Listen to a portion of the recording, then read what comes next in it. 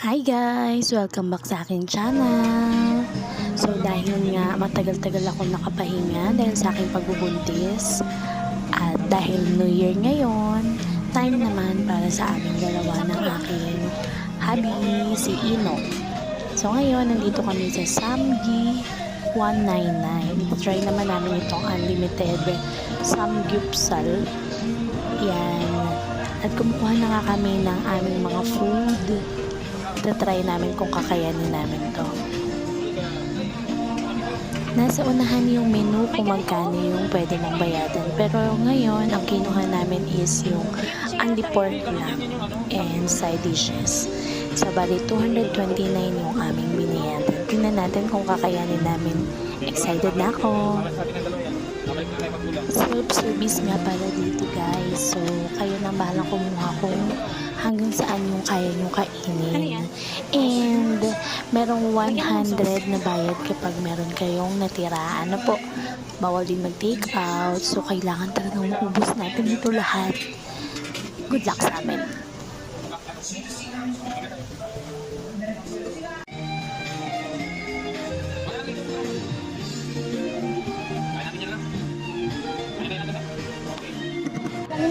Nakikanin ako pero dahil wala ng kanin sa lagayan, hindi na kami kumuha. Try naman daw namin yung puro ulam lang.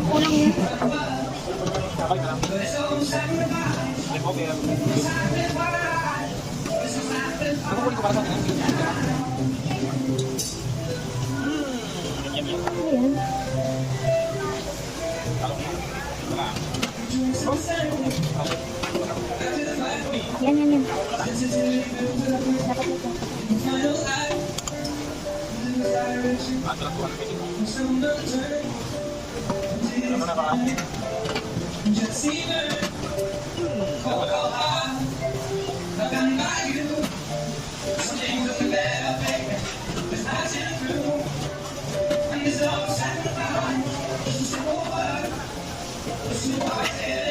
Oh my God.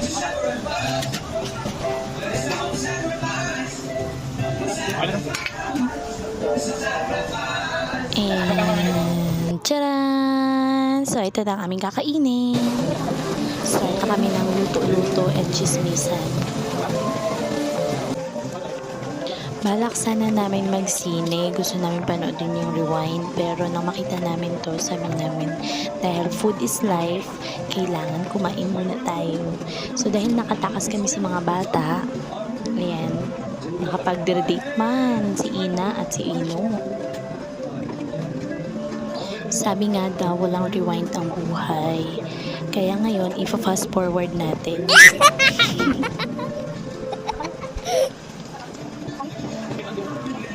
At dahil breastfeeding mama ko, hindi na din kami nakapanood ng rewind. Dahil after nyan, umuwi na kami. Kasi alam nyo na, baka umiyak ang batuta. Kawawa naman yung nagbabantay. So, ayan na. As you can see, luto-luto and kain-kain. Agawan na pagkain. Pero mamaya tingnan natin kung mag-aagawin pa din yan. Habang kumakain, syempre, chismisan. At alam nyo ba, hindi ako ang mahilig sa chismis. Yan si Ino, grabe sa chismis. Ang dami alam. At ang dami niyang may kwento sa akin. Hay, nako, mga lalaki talaga, chismoso.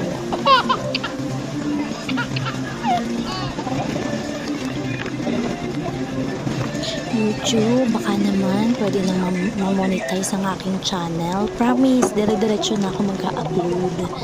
Sana supportahan niyo ako. Thank you!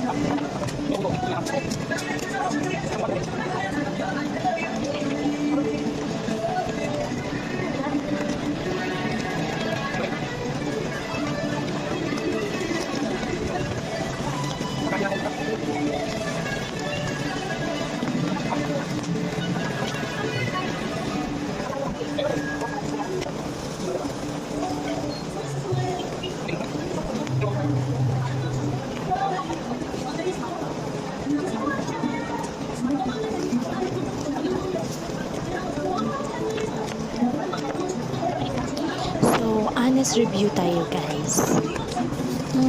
Okay naman siya. Okay naman yung lasa niya. Kaya lang, medyo nakakasawa kasi sobrang, hindi naman siya sobra. Pero maaalat yung mga pagkain. Then, kapag kukuha kayo ng pagkain, yung tama lang. Kasi dyan sa time na yan, nagtuturoan na kami kung sino uubos. Kasi nga, sayang yung 100 na babayadan namin kapag hindi namin naubos ang aming pagkain. So, sayang naman, di ba? So, ayun, naubos naman namin ang aming pagkain. And, tingnan nyo sa last part ng aking video. Akala nyo, buntis ulit ako. Pero hindi po. Pagkain lang yan. Thank you sa panonood. Bye!